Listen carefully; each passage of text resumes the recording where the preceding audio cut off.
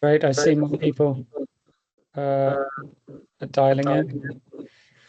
So we'll get started in just a minute.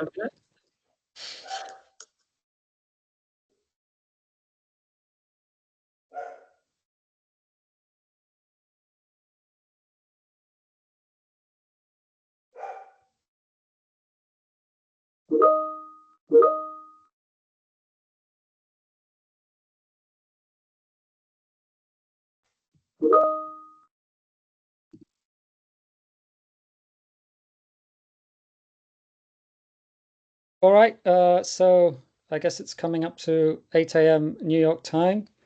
So why don't we kick off? I'd just like to say good morning to those of you in the US, good afternoon and good evening to those of you dialing in from elsewhere. And thank you for joining us for OSR Holdings August 2025 Investor Relations webinar. So before we begin, I'd just like to make a few housekeeping notes. Firstly, today's presentation is being recorded, and also we will have a Q&A session towards the end of the presentation. So do feel free to submit your questions over the course of the presentation if anything comes to mind. So without further ado, we are very excited to share important updates on our strategy, our pipeline progress, recent developments, which also includes our approach to financing and innovation. So with that said, I'd like to kick it off straight away by handing over to OSR Holdings CEO, Mr. Peter Huang. Over to you, Peter. Thank you, Tim. Good morning, good afternoon, and good evening, depending on where you're joining us from. I am Peter Huang, CEO of OSR Holdings, and I'm pleased to welcome you to our virtual investor relations event. I'm joined today by our Chief Scientific Officer, Dr. Constance Hoeffer, and our Head of IR and Corporate Secretary, Mr. Tim Smith. Let me start with a brief overview of who we are. OSR Holdings is a Nasdaq-listed hub-and-spoke healthcare holding company with 3 wholly owned subsidiaries operating in biotech and medical device sectors. We recently signed a term sheet to acquire a 4th company in the non-invasive glucose monitoring space, which is a breakthrough area with significant commercial potentials.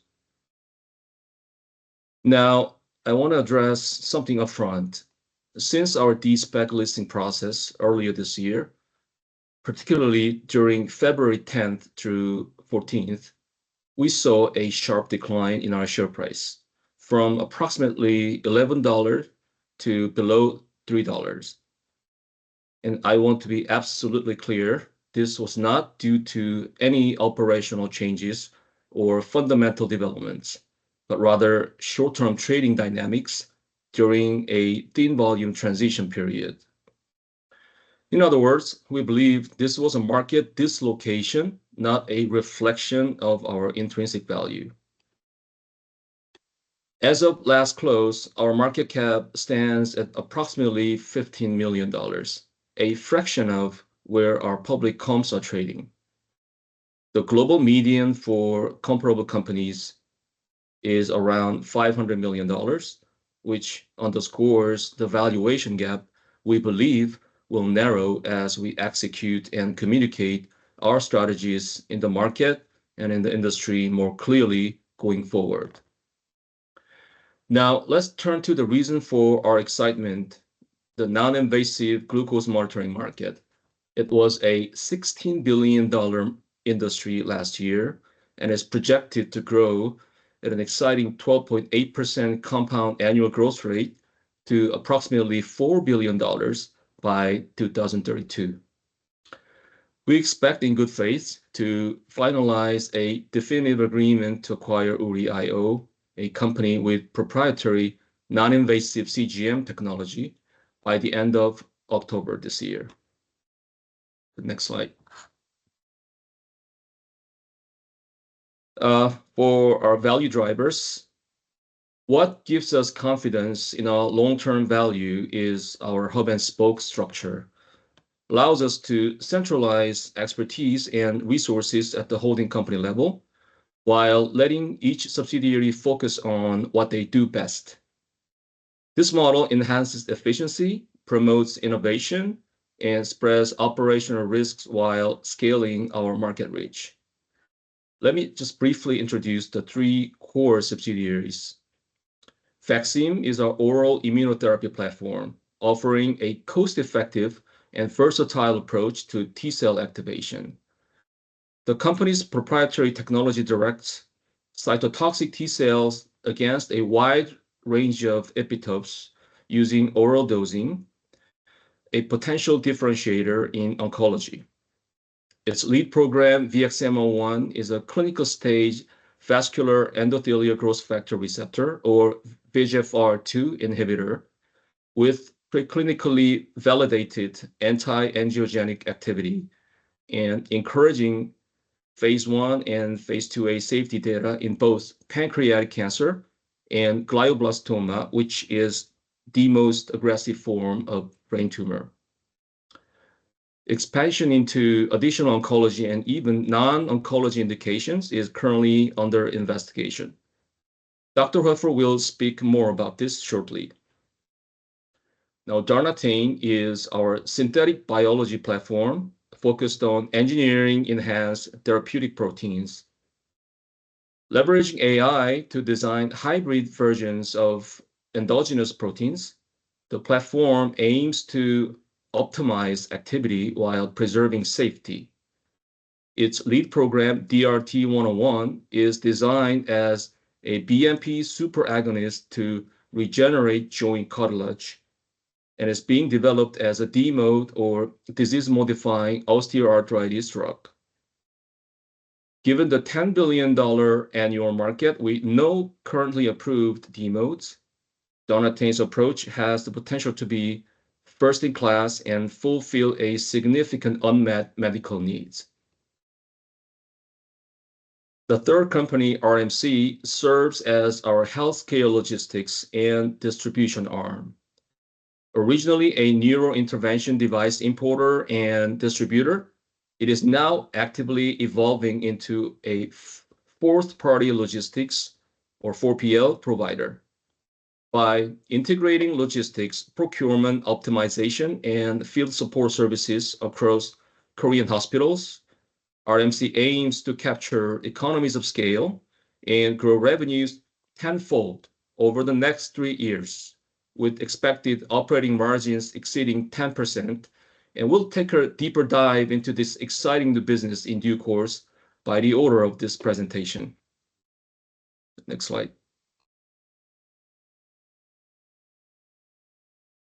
From a governance standpoint, OSR Holdings, Inc. owns approximately 60.5% 66.5% in OSR Holdings Korea, which serves as our intermediate holdco. Through this structure, we maintain 100% control of all operating subsidiaries while maintaining a scalable, efficient management framework. Next slide. Now about holdco management. Our holding company management team consists of professionals with collective expertise spanning life sciences, corporate careers with both big pharma and bioventures, legal and financial industry backgrounds. And they represent the US, Germany, Switzerland, and South Korea as our international footprints. This international mix of our holdco management reflects our ambition to build a globally competitive healthcare platform. Next slide.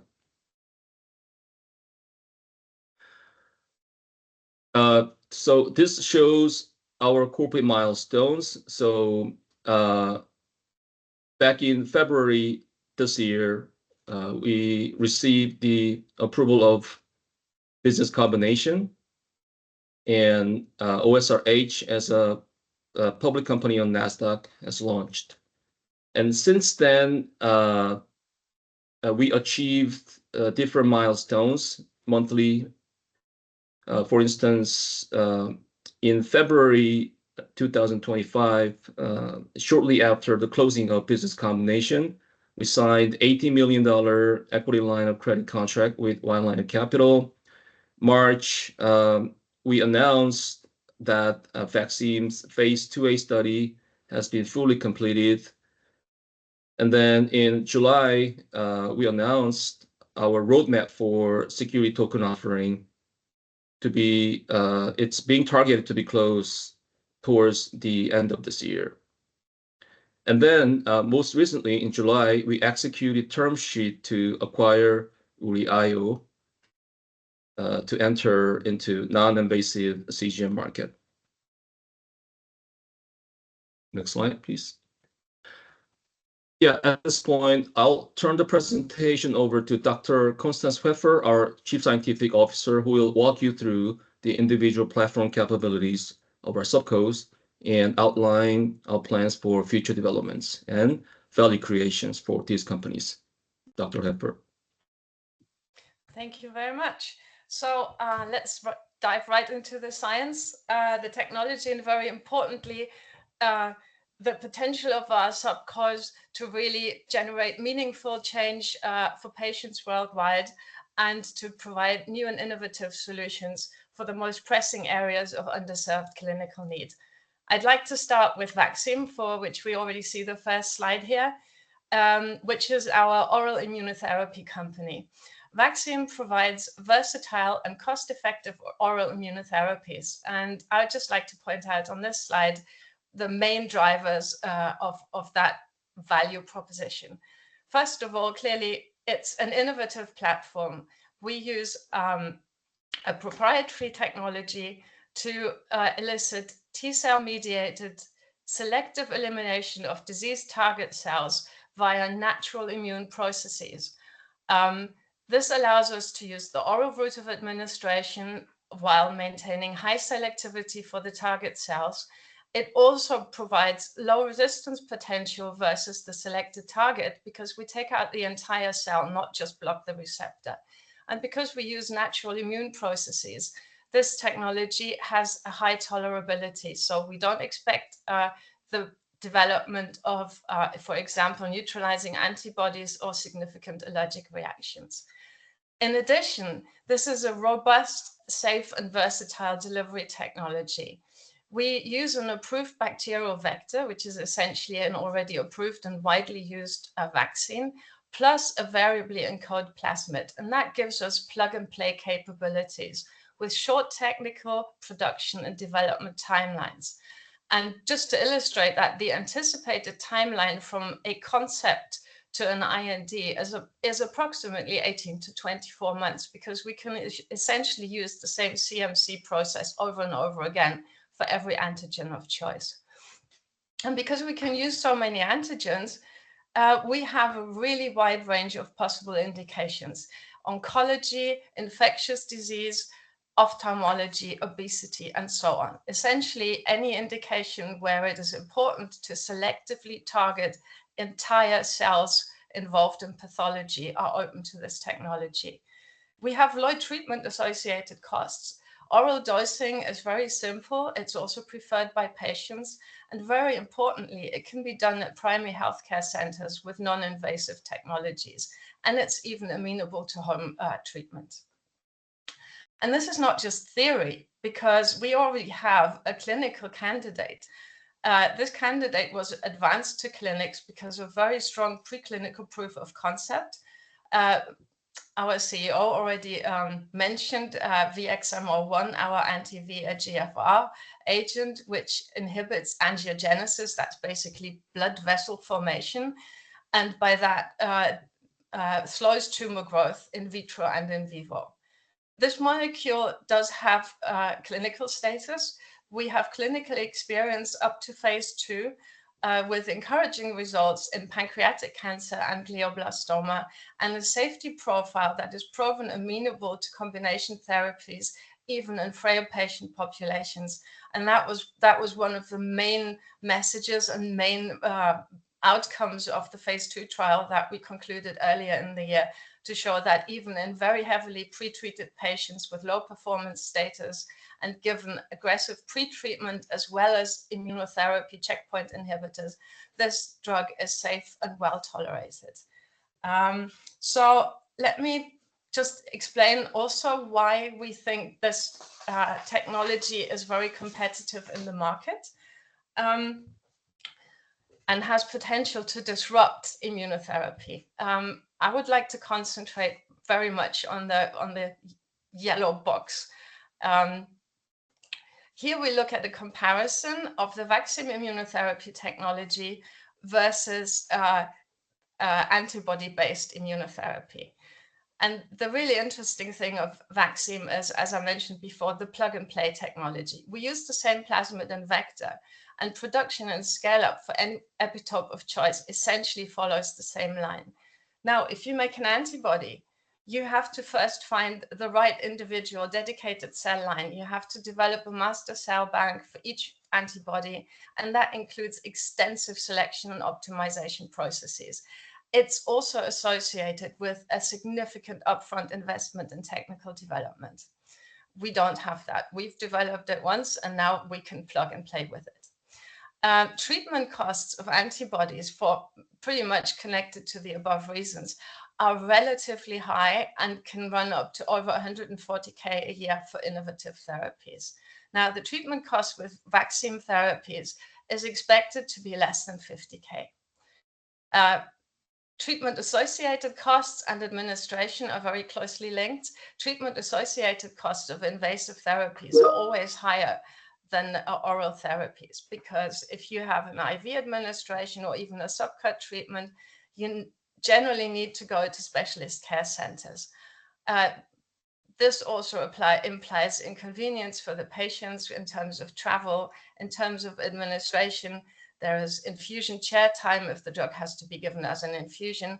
People have to be supervised during the infusion, etc. Again, with vaccine, you take an oral solution. The treatment-associated costs are low, and there's even potential for home care treatment, i.e. patients don't even have to leave the privacy of their own homes. Very importantly, that again connects to accessibility. Monoclonal antibody therapy is highly specialized, it's cost-intensive, and it's therefore mostly focused on developed markets. But an orally available solution it does have a better reach also in healthcare systems that don't have the wherewithal that we have in the first world. And then finally, for vaccine, I would like to discuss the plans we have for our clinical stage candidate. We have encouraging data on clinical safety, tolerability, and first signs of activity. And our next step is really to obtain further clinical evidence that VXM01 therapy results in clinically meaningful disease modification. The difficulty here is to find a clinical setting that allows us access to imaging, to biomarkers, and to biopsies. And one such setting is the neoadjuvant trial of immunotherapies that has already changed the landscape of melanoma treatments. In neoadjuvant treatment, patients are treated before they get standard therapy. That means, A, they are not heavily pre-treated, and it also means that there are advantages for trial design, which I will go through on the example of GBM, which is now emerging as another area where neoadjuvant treatment is causing a lot of excitement in the clinical community. So in neoadjuvant trials, patients are treated immediately upon diagnosis. That means that they have a tumor imaging done at diagnosis and also pre-surgery. That tumor material will be available post-surgery, and that these patients generally have a well-functioning immune system, which kind of makes sense for giving them an immunotherapy treatment. So we here have the opportunity to access both imaging, biomarkers, and biopsies pre and post-treatment with VX-MO1. There are other advantages to neoadjuvant trials, which are largely operational. As I said, the patient characteristics are favorable. These patients, none of them have had pre-treatments with chemotherapy or other immunocompromising treatments.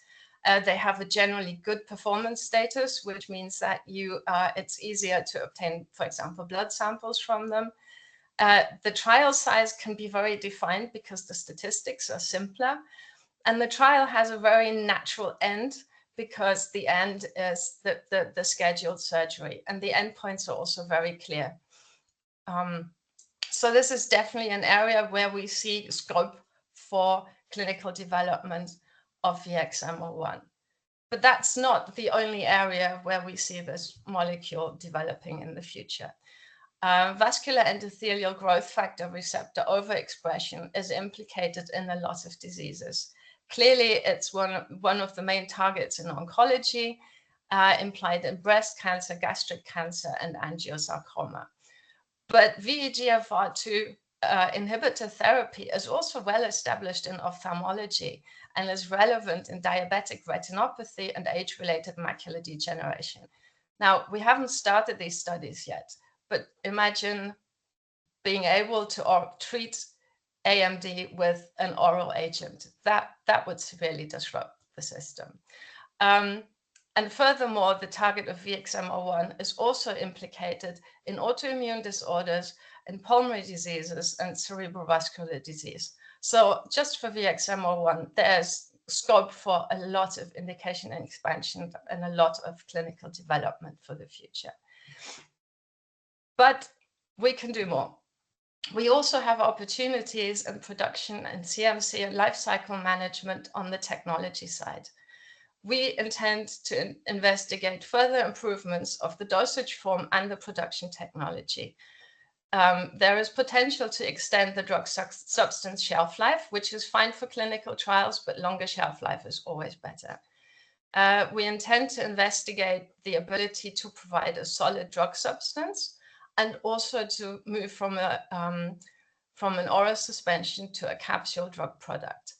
And finally, there's also the scope to assess additional vector and plasmid technologies as new discoveries are made in the field. So I hope I've given you a good overview of vaccine and the things that we think make this an extremely interesting value proposition. And let me now talk about Darnatine. Darnatine is an innovative protein therapy company. As our CEO already explained briefly, this company has a unique synthetic approach, which essentially employs artificial intelligence to redesign natural proteins into chimeras, which work better than the original parent ligands. The company is currently focused on developing BMPs, which are proteins important in bone and cartilage healing. There are current therapy approaches using natural BMPs, but these are severely limited by the fact that you have to give very high doses which cause local and systemic side effects. The Darnitine BMPs are engineered for enhanced therapeutic potency and are expected to reduce the required doses significantly and minimize the likelihood of adverse events. And just to illustrate that, the chimeric DRT or 1 protein has over 30 times the activity compared to the natural ligand BMP7. We have current preclinical data, and I'll come to that in a minute, that indicate DRT-101 as a potential drug for first-in-class ability to really modify osteoarthritis. We are currently conducting additional efficacy and safety studies to complete IND-enabling packages, and the target for now is a 2026 IND submission in Korea, and then subsequent submissions to other regulatory authorities, for example, in the EU and the US. And just to illustrate that this company knows what they're doing, there is another compound called DRT-102 with applications in bone fusion. Also has an excellent safety profile, has some efficacy data already attached to it, and this is already in clinical studies in Korea. So the Darnitine team know what they're doing, and they know how to get compounds into the clinic. Moving on to the next slide, because I know I'm taking my time. Let me explain to you what osteoarthritis really means and what a disease-modifying agent could really do. Osteoarthritis affects over 500 million people globally. Its prevalence is rising continually, as it is also a disease associated with aging populations. Unfortunately, it is an inexorably progressive disease, which means once you have it, it gets worse. The standard of care drugs help with symptoms, but they don't slow or reverse the underlying joint degeneration once it has occurred. And that means that joint replacement is currently the only curative treatment, if you like. But of course, this is highly invasive, it's very expensive, it requires extensive remobilization and rehabilitation therapy. And the procedure produces additional risks, particularly in elderly patients, because it requires anesthesia, it's highly invasive, there's always a risk of infections and secondary problems. Now, DRT1 only has the potential to be a truly disease-modifying therapy, and in the last slide, I'll show you why we think that is. But as you can see from the graph on the left, it also is a very, very attractive market opportunity. The market size projection for DMARDs is huge, as for the reasons that we've outlined earlier. So there is a lot of potential here. And if we move to the next slide, let me explain to you why we're super excited about this potential and why we think we can access this potential. On this slide, you see MRI imaging of an in vivo osteoarthritis model, where osteoarthritis is experimentally induced in animals with and without the intra-articular application of DRT-101. So generally in this slide, the two structures you see at the top and the bottom of each slide are the bones of the joint. You see the space between the bones, and you also see an area that is lighter, and that is the area of the hyaline cartilage. Now, if you look at the yellow arrows in the control and also the DRT-101 slide, you can see actually one of the arrows in the control has moved a little. It should be a little bit further down. You can see that without DRT-101 treatment, there is very little actual live cartilage left on the joint inward facing surface of the bone. It's very thin, and that bright line that you see with DRT-101 on the upper bone surface is almost disappeared in the middle of the upper bone in the control animal. What you also see is on the bone surface, on the bottom of the slide, especially on the DRT-101, the bright areas that kind of stick up out of the slide, these are actually areas of active regeneration of cartilage. And I think this is a very, very impressive visual aid to understand why we work with urgency on putting together an IND package that will enable enable Donatine to move this compound into clinical studies in OA. And with that, I thank you very much for your attention. I hope I've been able to give you good information and good insights and some outlook on our subcos. And with that, I'd like to hand back over to our CEO. Thank you very much. Thank you, Dr. Helfer. And I'll briefly return to cover RMC. RMC operates in the $14.9 billion Korean medical device market, which is projected to nearly double by 2033. It's historically a highly fragmented space as well, and RMC, as part of OSR Holdings, it's a Nasdaq-listed public company, is uniquely positioned to become a consolidator, if you will, in this market. Our customer base consists largely of major hospital systems, and the Korea's National Health Insurance Service, or NHIS, is the ultimate payer, offering near zero default risks, while hospital account receivable cycles, or AR cycles, are typically 6 months. They are reliably funded. Importantly, we're seeing a growing need for medical device sales representatives who play a crucial role in surgical settings and ongoing training for medical staff. We plan to scale these capabilities both across Korea and into broader Asia. Now to the next slide.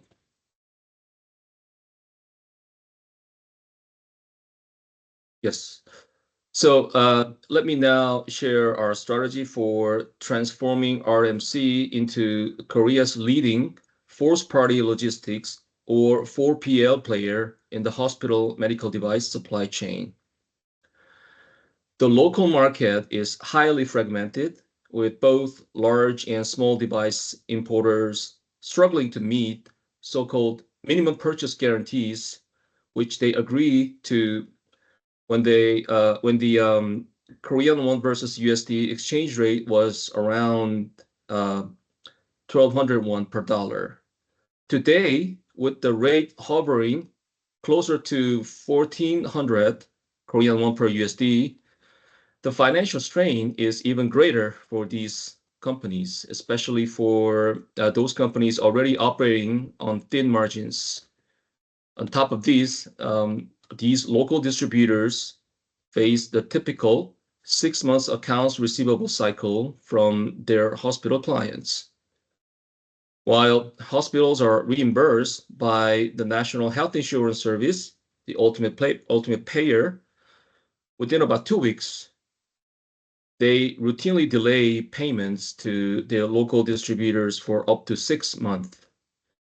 This long-standing practice ties up working capital for these local distributors, further aggravating the financial challenges for these smaller importers. This environment creates a clear opening for RMC. Our 4PL model steps in to buy out Korean agency contracts, taking over the import and licensing responsibilities, while allowing the original distributors to remain in place as relationship managers, continuing to handle sales and maintain relationships with doctors and hospital staff. Under this arrangement, RMC becomes the direct importer, capturing their margin, and also the licensed local entity with the MFDS, the Korean FDA, managing regulatory affairs in-house, eliminating the need for costly outsourcing to CROs. As part of OSR Holdings, RMC is strategically positioned to roll up contracts from individual importers, consolidating effectively a fragmented industry while reducing financial and operational burdens for our partners. A number of local firms have already expressed their interest in joining our platform once we're ready to execute. This positions RMC not only to lead Korea's medical device supply chain consolidation, but also to expand into the broader healthcare supply chain management market over time. Now on to the next slide, please. Now, regarding Uri-IO, pioneering non-invasive glucose monitoring for diabetes and beyond. So let me now walk you through this exciting addition to our ecosystem. Uri-IO, a South Korean-based medtech startup, we've just signed the term sheet to acquire with the goal of making it our fourth subsidiary under OSR Holdings Korea, pending due diligence. Uri-IO is developing a non-invasive continuous glucose monitoring or CGM solution that uses near-infrared spectroscopy combined with a proprietary multi-LED sensor to measure blood glucose levels without drawing blood, offering a truly painless, a convenient alternative for diabetes management.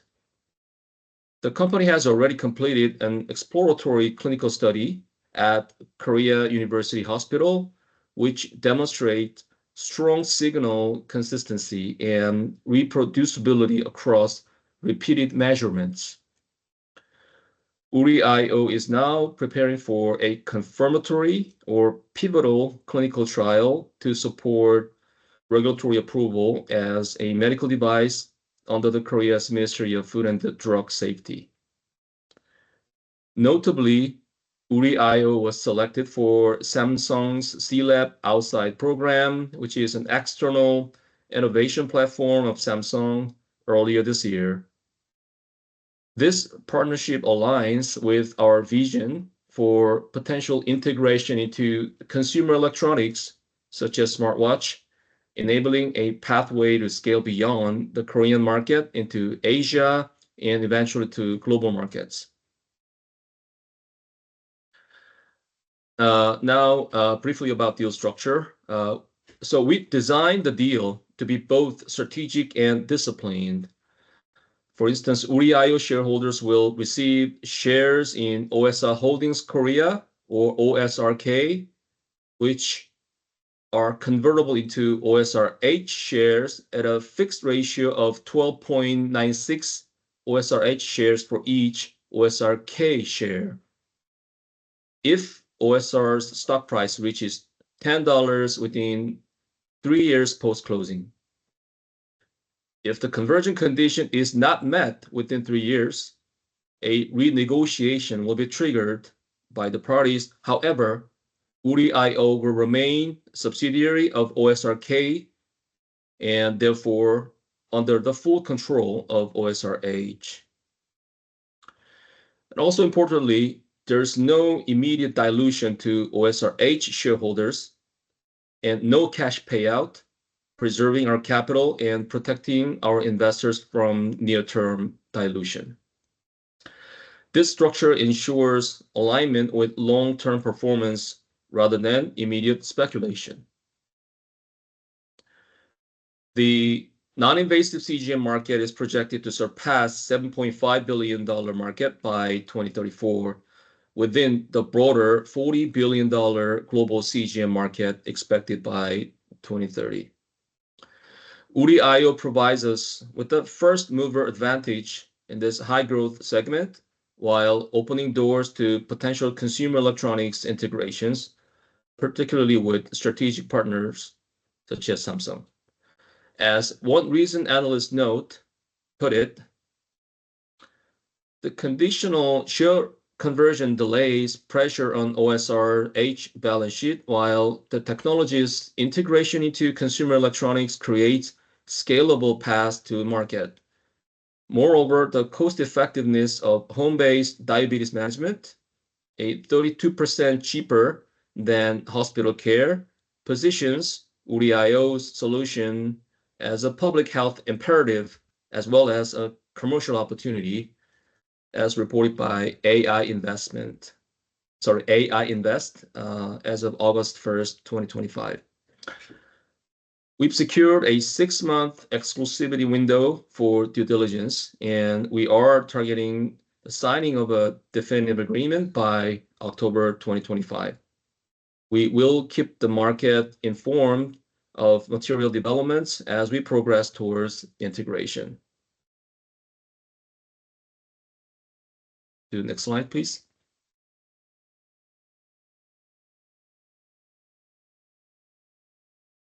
So, yeah, thank you for that, Peter. If I may, I'll talk about our financing arrangement over the next couple of slides. Specifically, the equity line of credit agreement that we have with White Lion Capital. So it was announced in February publicly that we secured an $80 million financing agreement with White Lion GBM Innovation Fund. They are an entirely unrelated party to OSR Holdings. But I would like to say that there are some concerns over dilution when we enter this kind of funding arrangement. But firstly, we would say that back when we did the business combination in February, there was no dilution at all during that listing event. There was no PIPE or other funding arrangement during that. So as of the business combination, there was no dilution. Secondly, the founder still owns more than 60% in OSR Holdings. So we do actually welcome dilution as a public company. We do want to diversify and broaden our shareholder base. And then thirdly, the ELOC, the equity line of credit, does allow us to control the timing and the volume of equity issuance. So we believe with discipline over how we issue the shares that we will still be aligned with shareholder value. So we will retain full discretion over if, when, and how much to draw from the equity line of credit. We also will be strategic in terms of our capital deployment to align it with milestone-driven growth. So we are committed to minimizing dilution and maximizing shareholder value. I'll show you on the next slide here. There are different ways of utilizing the equity line of credit. On the left-hand side, you'll see a controlled release, which is the scenario we envisage, where we would look to just gradually over time utilize the ELOC to raise capital in the market strategically. Whereas if you look on the right-hand side, we would not be aggressive in terms of trying to use the ELOC to raise all our capital as quickly as possible, and in the process, pushing down our share price and eroding value for shareholders. So if you see on the next slide, here's an illustrative example of how we can utilize the equity line of credit to return value to shareholders. So the initial dilution phase is perhaps inevitable as we file the S1 registration and issue new shares to the counterparty. So the market has to price in the dilution that is coming, and obviously that may impact the share price. But as we move into the recovery phase, when the market is able to price in and understand the dilution risks and is more comfortable with them, we would expect the share price to recover. During this phase, we are actually able to draw carefully and strategically from the equity line of credit and use the funds raised to reinvest into our pipelines and programs, and therefore create value for shareholders, and from there move into the third and final growth phase, where we have sufficient capital to continue to fund our programs and pipelines and ultimately create catalysts and generate value for shareholders. So moving on to the next slide. we do have a comparison just on a couple of our subcos. The first one here is Vaccine, which was just updated for publicly available data as of August 1st. This shows our valuation relative to global peers and does show that we are valued at a discount. The same would go for Darnatine.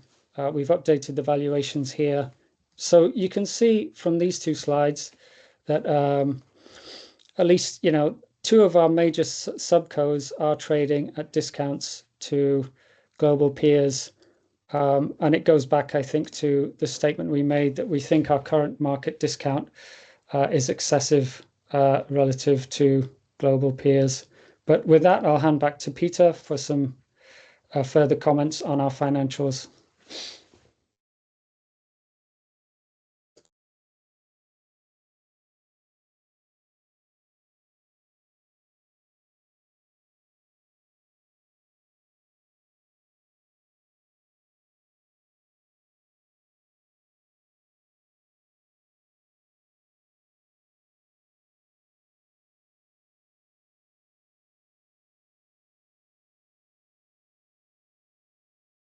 Sorry, I think Peter's still muted. We'll try and fix that.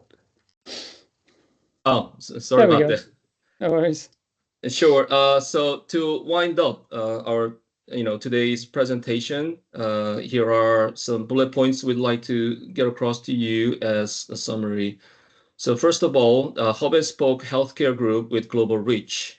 And secondly, proven management team across biomedical and capital markets. And thirdly, market discount excessive versus global peers. And the fourth point, active subco development with differentiated therapeutic platforms. And fifth, strategic portfolio expansion to drive long-term value creation. And lastly, disciplined capital management with prudent use of ELOC financing, as just been briefed by our head of IR. Now to the financial summary slide, please. Now let me just briefly walk you through the financial summary as the last slide of our presentation today. So as of the end of the first quarter, OSR Holdings reported total assets of approximately $174.5 million, of which intangible assets accounted for about $170 million, representing the vast majority of the total assets. The remaining assets primarily consisted of cash and cash equivalents, totaling approximately $1.6 million.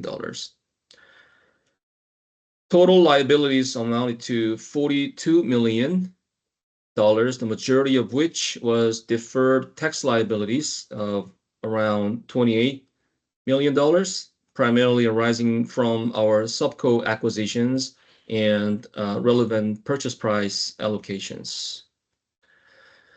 Interest-bearing debt totaled approximately $4.2 million, and remaining liabilities were primarily comprised of accrued fees and other payables totaling $7.29 million approximately. So that concludes the main portion of today's presentation. And we'd now like to open the floor for about 15-minute Q&A session with our audience today. If you have any questions, please feel free to type them in the chat box, and we'll be happy to address any points from presentation or provide additional clarification. Yeah, Peter, thank you for that. So yeah, we have just enough time for some questions here before we come up to the full 1 hour we have allotted. There are some questions already in the chat. Maybe I can just start with one, perhaps to you, Constance. Have VXM01 clinical results been published in a peer-reviewed journal? Yeah, thank you. Good question.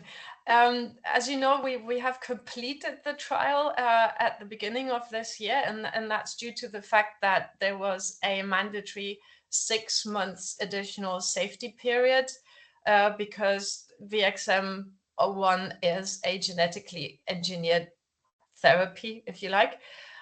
So that's why it's taken a lot longer than the in-life phase of the study. Now we're working with the pharma company that is part of the collaborative agreement, and that has provided us with the immune therapy avelumab that was also used in this trial. And we work with them on the publication strategy and also the presentation strategy. I'd like to add that with the study closing in the beginning of this year, we decided that any serious publication or any serious presentation is probably going to happen towards the end of this year when the conference circuit starts again. And there are some conferences that prefer to show presentations of data that hasn't yet been published. So that's a little bit of an ongoing discussion for us, but we will be aiming to publish in peer-reviewed journals and also to present this data at relevant conferences. Thank you, Constance. Also on that topic of trial timelines, would there be anything for URI-IO in terms of a timeline for a non-invasive GCM, CGM, I should say? Yes, so URI-IO is about to enter into the second phase of its exploratory study before it formally registers with the Korean FDA for confirmatory study. So we expect that around early next year, company will be in a position to file its confirmatory trial package with the Korean FDA. If that answers the question. I think so. Thank you. I think we have another question. Let me see. So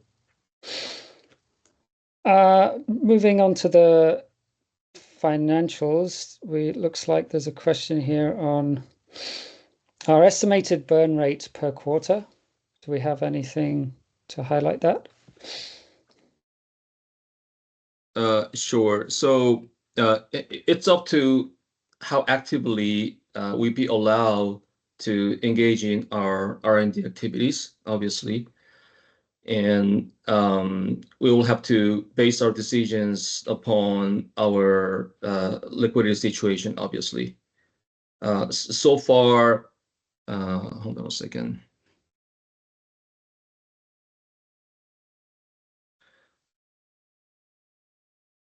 So on a quarterly basis, our subsidiaries at the moment have been showing an estimated burn rate of $2.5 to $3 million per quarter. However, we expect that to increase to $5 to $6 million per quarter as we speed up the progresses of our subsidiaries' clinical developments going forward. And obviously, if we add the fourth subsidiary, which is URI-IO, that'll even further expedite the pace of our R&D spending. Understood. That answers the question. Yeah, thank you. And then staying on the hub and spoke side of things, there's a question here. So what makes the hub and spoke model of OSRH efficient, or how is it differentiated from a traditional biotech company model? Is there a financial or operational advantage? Sure. So hub and spoke model has clear advantages versus standalone clinical stage biotech model, because it allows the subco management team to focus on what they do best.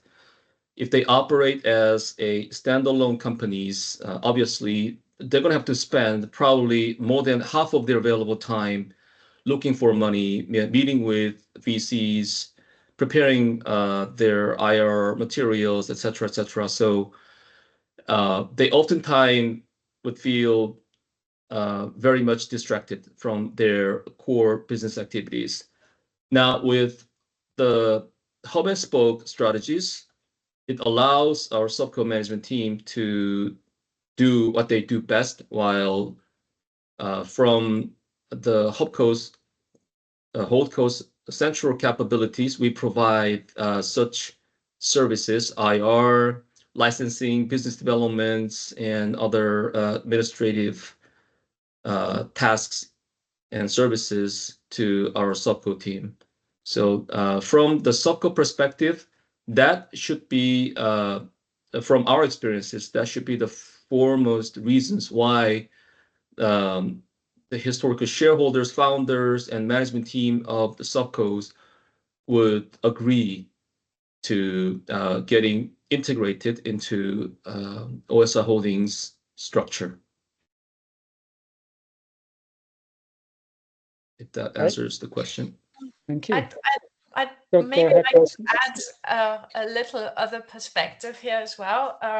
Having experience across pharma R&D, I think one of the great advantages of the hub and spoke model is also a cultural one, because the hub doesn't have to pitch the spokes against each other, right? I mean, very often in large organizations, people end up fighting over resources, and it leads to withholding of information, of not sharing expertise, etc. And that is exactly what we want to change with the hub and spoke model.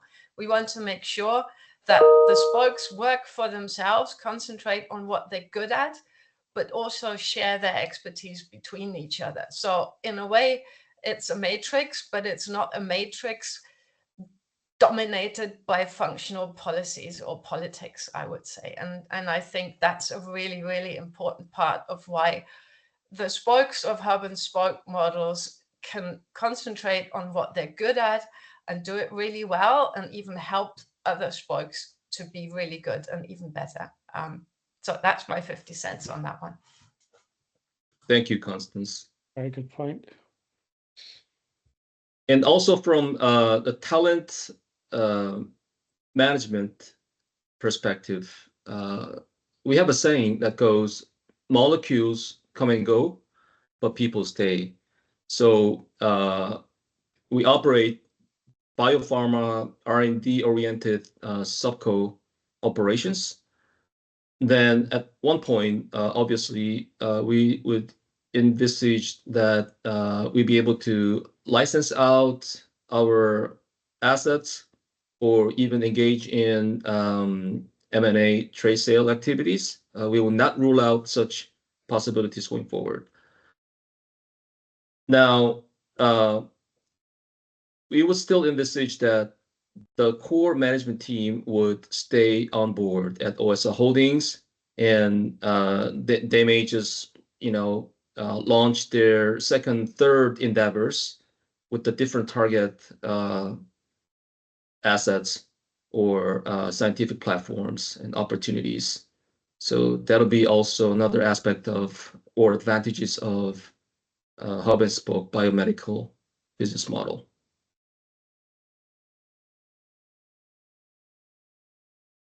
Great. Right. Well, I think we're coming up to the 1 hour mark, so maybe we can just wrap it up here, if that's okay for everyone.